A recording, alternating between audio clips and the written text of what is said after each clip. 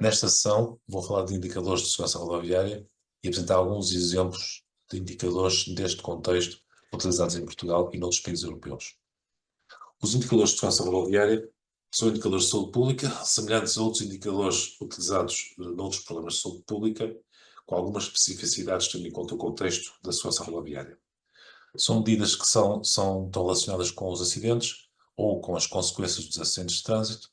São números que nos permitem avaliar a dimensão do problema, comparar o nosso sistema rodoviário, neste caso o nosso país, com outros países europeus ou a nível mundial. Normalmente fazemos a comparação com países europeus, que são os países que estão integrados, são os nossos vizinhos e estão integrados na União Europeia, da qual nós fazemos parte. Permitem também monitorizar a evolução do problema de sustentabilidade ao longo do tempo e, neste sentido, avaliar também o efeito de intervenções que são feitas no sistema rodoviários e depois permite-nos também ter outra informação, como, por exemplo, os fatores que estão associados com o risco de acidente e com a prevalência de acidentes. Dos indicadores utilizados na segurança rodoviária, os mais comuns são os relativos aos dados da sinistralidade rodoviária. Aqui temos como exemplo o número de acidentes, o número de vítimas mortais, ou de feridos, ou taxas de mortalidade. São um conjunto de indicadores que são obtidos através de questionário e permite avaliar atitudes, comportamentos autodeclarados ou a percepção de risco de comportamentos inseguros no trânsito. Por exemplo, permite estimar a percentagem de pessoas que consideram aceitável a condução sob efeito de álcool ou que consideram arriscada a condução sob efeito de álcool.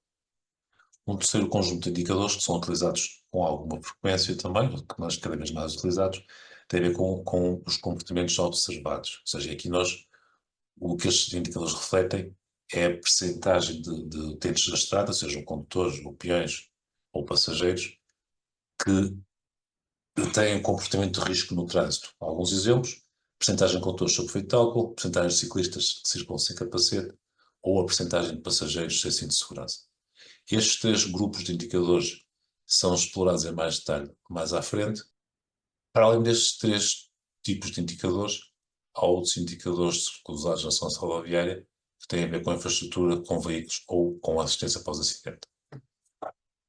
Os dados da sinistralidade rodoviária são os mais frequentes, são estatísticas oficiais, são dados recolhidos pelas entidades oficiais de cada país. Em Portugal, a Autoridade Nacional de Segurança Rodoviária, a ANSR, é a entidade que compila estes dados. Os dados dos acidentes são recolhidos pela PSP e pela GNR, e há alguns tipos de indicadores com as definições a nível nacional. É o número de acidentes com vítimas, e este indicador refere-se ao número de acidentes que ocorrem na via pública em que tenha estado envolvido pelo menos um veículo em movimento e do qual resulte pelo menos uma vítima, ou seja, pelo menos um ferido. Depois temos dois indicadores relativos ao número de vítimas mortais. O primeiro, a definição tem a ver com a vítima mortal a 24 horas, que é a vítima cujo óbito ocorre no local do acidente ou no percurso até a unidade de saúde. Depois temos uma segunda definição, que é a vítima mortal a 30 dias, que é a vítima cujo óbito ocorre no período de 30 dias após o acidente. Esta vítima mortal a 30 dias é o principal indicador de vítimas mortais, até porque é aquele que é utilizado a nível da União Europeia, é aquele que nos permite comparar com os outros países da União Europeia e outros países europeus também. Depois temos dois indicadores relativos ao número de feridos: o ferido grave e o número de feridos graves, que são as vítimas cujos danos corporais obrigam um período de hospitalização igual ou superior a 24 horas e que não morrem nos 30 dias seguintes. E depois temos os feridos leves, que se refere ao número de feridos na sequência de um acidente que são hospitalizados, mas que ficam no hospital ou na unidade de saúde menos de 24 horas. Eu vou apresentar alguns exemplos destes indicadores em Portugal e na União Europeia. São dados oficiais da ANSR que estão disponíveis no site da Prevenção Rodoviária Portuguesa. Este dashboard apresenta dados de sinistralidade rodoviária em Portugal continental no período 2010-2020. Foi construído com base em dados oficiais, fornecidos ou cedidos pela ANSR, e tem aqui alguns tipos de indicadores de segurança rodoviária em Portugal. E depois temos também em Portugal versus União Europeia. Olhando para os dados de Portugal, e este primeiro indicador de vítimas mortais, em que nós temos os dois tipos de indicadores, vítimas a 30 dias e a 24 horas, O nosso foco deverá ser sempre a 30 dias, que é aquilo que reflete melhor a realidade em termos de vítimas mortais. Estamos a falar de números absolutos e o que este primeiro gráfico nos mostra é que permite perceber a dimensão do problema, sabemos quantas pessoas morrem em Portugal na sequência de acidentes, e depois o segundo objetivo dos indicadores é perceber a evolução e monitorizar a evolução do problema de sinistralidade. Neste caso, o que nós temos é que entre 2010 e 2016 houve uma redução do número de vítimas mortais, houve um aumento nos 2 anos seguintes, depois uma redução até ao mínimo de 509 vítimas mortais no ano de 2020, que foi o ano da pandemia Covid-19, e nos anos seguintes o número de vítimas mortais voltou a aumentar. Este estudo pode ser feito de forma semelhante com o indicador dos feridos graves, permite quantificar o problema e também perceber a evolução. Feridos leves, o número de acidentes com vítimas, e temos aqui um outro indicador que não foi referido atrás, que é o índice de gravidade, que nos permite ver o quão grave é ou não, são ou não os acidentes em Portugal. Estes dados refletem o número de vítimas mortais por cada 100 acidentes com vítimas e nos permitem ver que desde 2016 este índice tem mantido estável, entre os 1,75 e 2, mas de qualquer forma este índice de gravidade tem sido muito menor neste período do que, por exemplo, nos 3 anos anteriores. Quando vamos comparar Portugal com a União Europeia, já não podemos falar ou com os outros países da União Europeia, já não podemos falar em números absolutos, em vítima total de vítimas mortais, porque são países com dimensões diferentes. Então, nestes casos, utilizamos um segundo tipo de indicador, que são as taxas ajustadas por unidade de população. Neste caso, nós temos o número de vítimas mortais por milhão de habitantes. O que isto nos mostra é que em Portugal, em 2022, era um dos países com uma taxa de sinistralidade mais alta, muito superior à média europeia e muito superior aos países com taxa mais baixa, e permite-nos também estas taxas comparar a evolução de Portugal com o conjunto de países da União Europeia. Neste caso, por exemplo, o que nós temos é que desde 2010 houve uma redução da taxa de mortalidade tanto em Portugal como na União Europeia até 2016. Portugal nos anos seguintes aumentou, enquanto a União Europeia praticamente estabilizou. Houve uma queda grande em ambos os casos no ano do Covid-19 e nos anos seguintes estas taxas de mortalidade têm aumentado mais em Portugal do que na média da União Europeia. Ou seja, são indicadores que nos permitem comparar com os outros países e também não só em termos de taxa em cada ano, mas também perceber a evolução destas taxas de sinistralidade, ou seja, do problema de sinistralidade em Portugal, e comparar também essa evolução com os outros países da União Europeia. Um segundo conjunto de indicadores que resulta de dados obtidos através de questionário, que nos permitem avaliar atitudes, comportamentos autodeclarados ou percepção de risco de comportamentos no trânsito. Alguns exemplos de indicadores destes dados obtidos por questionário são os comportamentos autodeclarados, e nestes comportamentos nós podemos avaliar comportamentos de diversos tipos atendentes à estrada, desde condutores de automóvel, passageiros, ciclistas, peões. Podemos avaliar diferentes tipos de comportamentos de risco, por exemplo, condução sob efeito de álcool, condução em excesso de velocidade ou velocidade excessiva, a utilização do telemóvel na condução, seja de automóveis, de ciclistas, ou bicicletas ou outros tipos de veículos, inclusive dos peões. Conseguimos ter informação acerca das atitudes relativamente aos comportamentos de risco no trânsito, prestações de risco, aceitabilidade de comportamentos, opiniões sobre medidas legais e até mobilidade. Ou seja, estes questionários permitem ter muita informação que nos vai permitir perceber a dimensão do problema também, comparar com outros países quando temos dados comparáveis, e se estes questionários forem repetidos nas mesmas condições ao longo do tempo, vai permitir também perceber a evolução destes indicadores ao longo do tempo. Um exemplo de um projeto que faz esta recolha de dados com estes objetivos é o E-Survey of Road Users Attitudes, é o ESRA. O projeto começou em 2015, que já vai na terceira edição. Na primeira edição foram recolhidos dados de 38 países a nível mundial, na segunda de 48 países e na terceira edição, o ano passado, em 39 países. A Prevenção Rodoviária Portuguesa faz parte do grupo de gestão deste projeto desde o início e é a entidade responsável pela recolha de dados e tratamento de dados em Portugal. Eu vou mostrar a seguir dois exemplos de indicadores de questões que foram recolhidas no ESRA 2 em 2018. O meu exemplo tem a ver com mobilidade, informação relativa à mobilidade, e aqui estes dados que nos mostram, temos dados relativos à utilização do automóvel como condutor, ou seja, a frequência com que conduzimos um automóvel, e também a utilização da bicicleta, ou seja, a frequência com que andamos de bicicleta. Este indicador, estas percentagens, referem-se à percentagem de respondentes, ou seja, da população do país, que conduziu um automóvel pelo menos 4 dias por semana, e no caso da bicicleta, que utilizou a bicicleta pelo menos 4 dias por semana.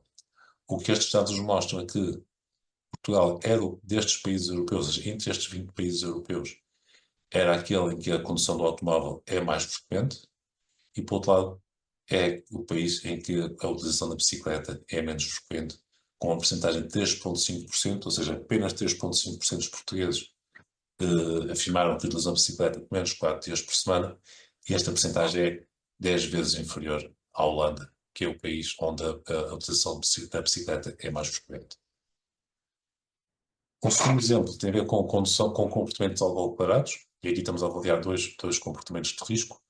Primeiro, a utilização do telemóvel enquanto conduz um automóvel para ler mensagens ou e-mails ou consultar redes sociais, o texting, e o segundo tem a ver com a condução do automóvel depois de beber álcool.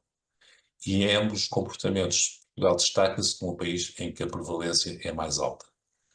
Na utilização do telemóvel para ler ou escrever mensagens ou consultar a internet, 37% dos portugueses afirmaram ter tido este comportamento pelo menos uma vez nos 30 dias anteriores. Este comportamento é mais prevalente nos homens do que nas mulheres, e é mais prevalente nos jovens e depois diminui com o aumento da idade.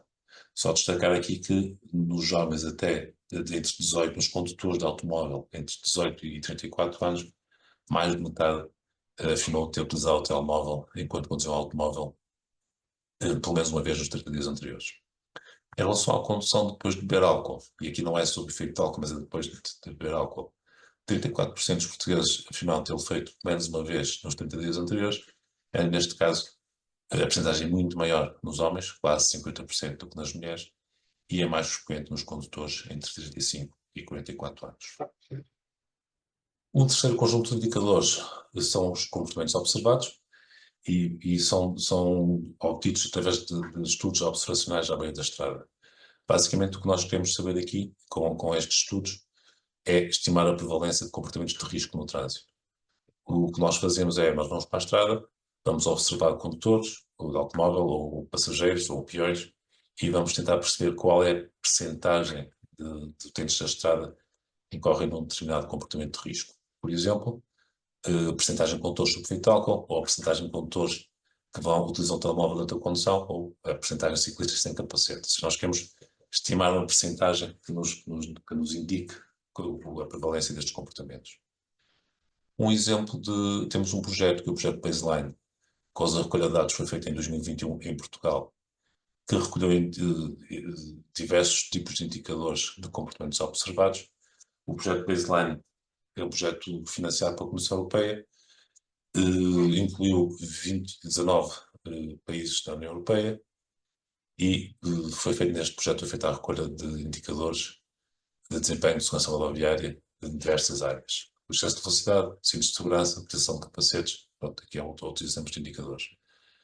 A Perfeição Aeronáutica Portuguesa fez parte deste projeto, foi a entidade responsável pela recolha de dados e a construção de indicadores dos cintos de segurança e sistema de retenção para crianças, da utilização de capacetes de ciclistas e de veículos de rodas a motor, e também da condução de sob efeito de álcool.